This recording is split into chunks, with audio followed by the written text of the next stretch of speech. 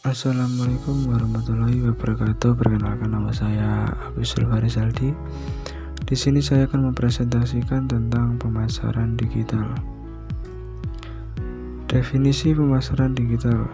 Pemasaran digital adalah upaya mempromosikan produk atau layanan melalui berbagai platform digital, termasuk situs web, media sosial, email, mesin pencarian, dan aplikasi seluler.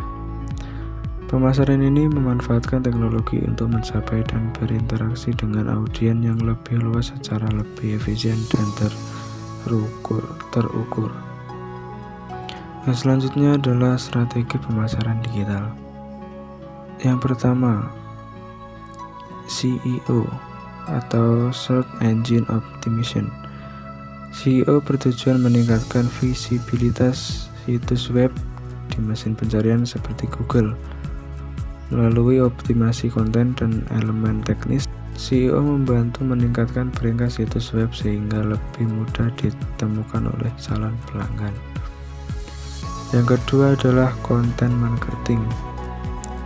Strategi ini fokus pada pembuatan dan distribusi konten yang relevan dan berharga untuk menarik dan mempertahankan audiens.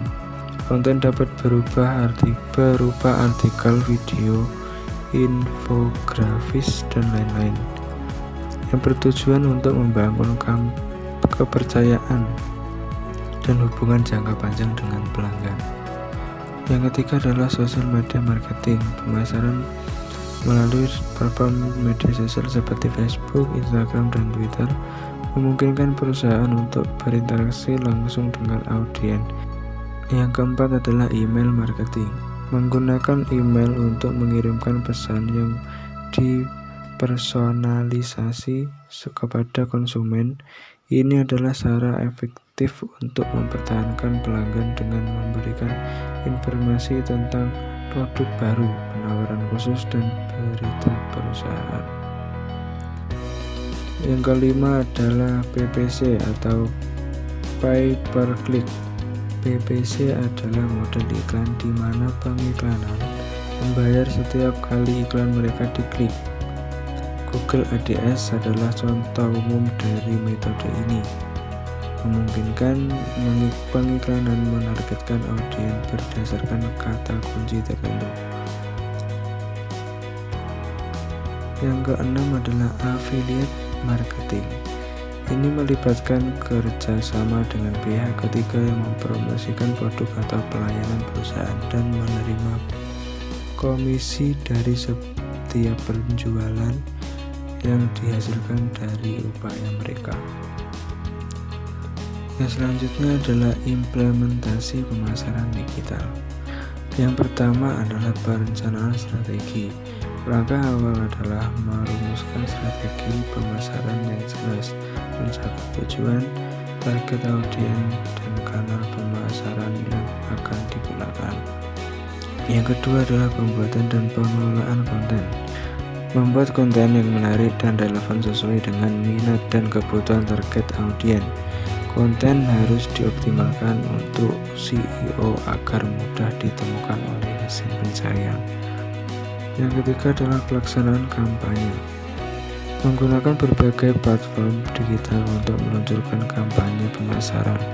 Hal ini meliputi posting di media sosial, mengirimkan email, menjalankan iklan PPC, dan lain-lain. Yang keempat adalah pemantauan dan analisis. Menggunakan alat analitik untuk memantau kinerja kampanye pemasaran. Alat seperti Google Analytics dapat memberikan wawasan tentang trafik situs web, tingkat konversi, dan ROI. Yang terakhir adalah dampak pemasaran digital pada bisnis. Yang pertama, meningkatkan visibilitas dan jangkauan.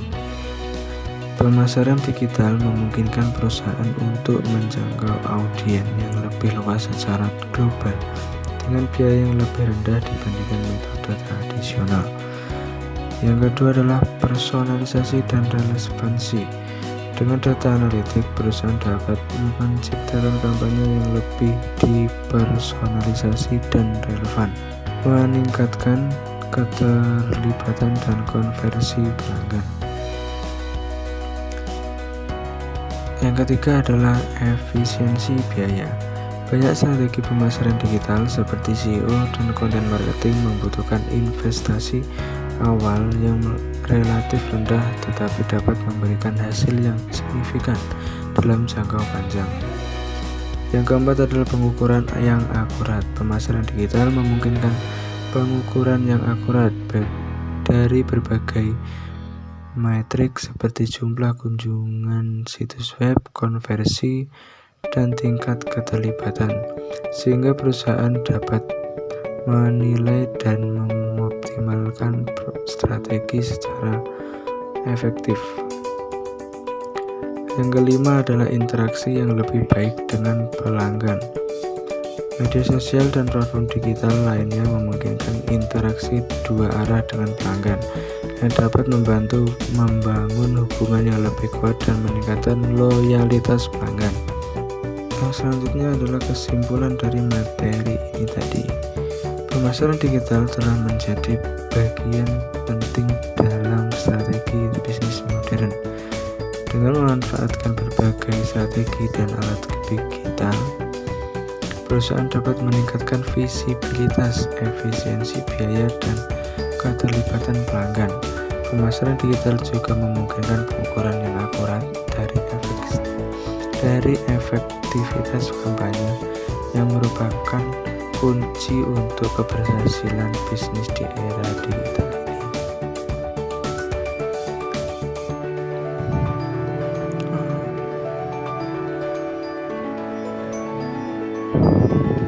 Di sini adalah contoh wawancara saya dengan Ibu Indah sebagai reseller fashion.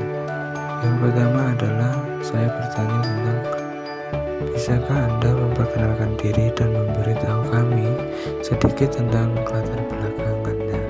Ibu Indah menjawab, kalau Ibu Indah adalah seorang reseller fashion yang telah berkecimpung dalam industri selama kurang lebih 3 tahun. Ketertarikan Ibu Indah terhadap fashion sudah ada sejak lama. Ibu Indah selalu mengikuti tren dan menikmati berbelanja serta mengombinasikan berbagai gaya. Ibu Indah memutuskan untuk menekuni bisnisnya karena Ibu Indah melihat peluang besar di pasar fashion, terutama dengan meningkatkan popularitas belanja online. Yang kedua adalah saya bertanya tentang siapa target pasar Anda dan bagaimana Anda menentukannya. Ibu Indah menjawab, target pasar Ibu Indah adalah wanita berusia 18 sampai 35 tahun yang memiliki ketertarikan kepada fashion, tren, dan modern karena mereka umumnya aktif di media sosial, mengikuti perkembangan mode